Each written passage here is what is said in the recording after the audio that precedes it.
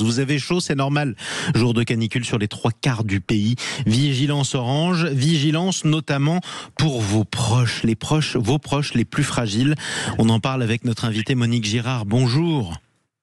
Bonjour. Bienvenue sur Sud Radio. Merci d'être avec nous de si bon matin. Vous êtes gériatre et membre actif de l'Association nationale des médecins coordinateurs et du secteur médico-social. Quand je parle de personnes les plus à risque, on pense tout de suite en période de canicule aux personnes âgées. On est d'accord ? Tout à fait. Les personnes âgées, mais je dirais également les enfants et puis les personnes porteuses de pathologies.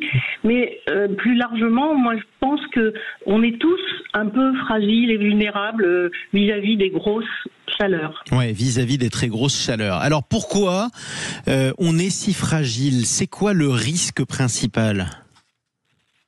Alors le risque principal, bien sûr, celui qui est en spectre inquiétant, c'est le fameux coup de chaleur. Ouais. Pourquoi ? Parce que l'organisme, son seul but, dans un contexte de chaleur extrême, c'est d'essayer de maintenir à 37 degrés sa température interne.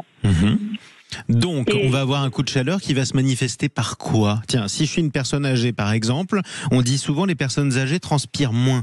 Comment je vois qu'elle a un coup de chaleur ? Effectivement, elle transpire moins, mais le coup de chaleur, donc c'est quelque chose qui peut arriver même sans exposition directe au soleil. Et souvent, ce sont des personnes qui sont somnolentes, ralenties, qui ont des maux de tête, qui peuvent même chuter, présenter des flûtes, des hypotensions. Ce sont vraiment des symptômes où la personne elle est plus ralentie que d'habitude, mais c'est un gros risque parce qu'il peut y avoir des troubles cardiaques, des troubles du rythme cardiaque, il peut y avoir une confusion et on peut aller même jusqu'au coma et le risque vital est présent. C'est pour ça que c'est dangereux. Alors, qu'est-ce que je fais pour protéger les personnes sensibles de ce genre de coup de chaleur ? Alors, moi j'ai 5 conseils, un petit peu comme les 5 doigts de la main. Le premier, c'est boire régulièrement. Boire 1,5 litre à 2 litres d'eau par jour. Faut pas hésiter. Même sans soif. Parce qu'effectivement, le phénomène de la soif n'est pas toujours présent, et notamment chez la personne âgée. Il faut éviter l'alcool et le café, bien sûr. Mais proposer, lorsqu'on est en compagnie d'une personne âgée, voire même une personne... Un verre d'eau. Un enfant. Un verre d'eau. Moi, je conseille souvent aux patients, toutes les heures, de boire un verre d'eau. Allez, un verre d'eau toutes les heures. Ça, c'était le premier conseil. On en vient au deuxième ? Le deuxième, c'est rafraîchir son logement.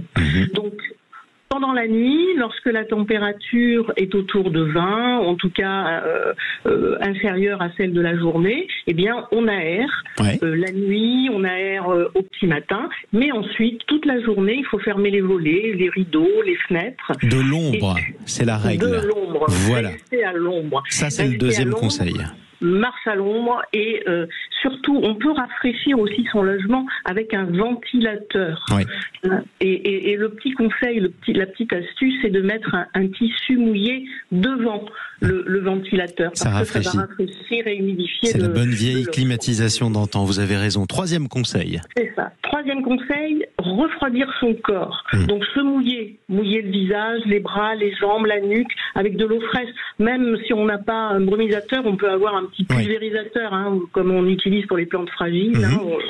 Prendre des douches, des bains tièdes, et puis surtout porter des vêtements légers, amples, clairs. En lin, par exemple, bien aéré. Ça vous permet de ne pas avoir trop chaud. Quatrième conseil ? Limiter les efforts physiques.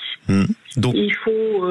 pas trop loin, on marche pas, on court pas, évidemment, pas de sport, sans doute. C'est ça, probablement. Je vous ai entendu sur le sujet précédent avec les joueurs et que j'ai plein. Oui, c'est ça. Mais en tout cas, éviter les sorties, les activités physiques aux heures les plus chaudes, entre 11h et 17h. Oui, ça c'est important. Et ce dernier conseil ?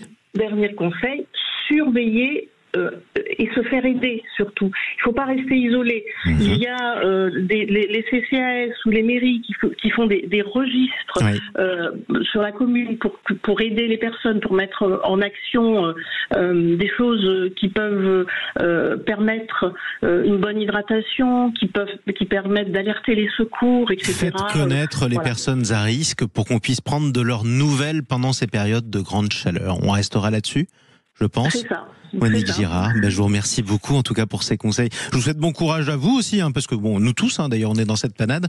Il va faire chaud sur 90% du pays.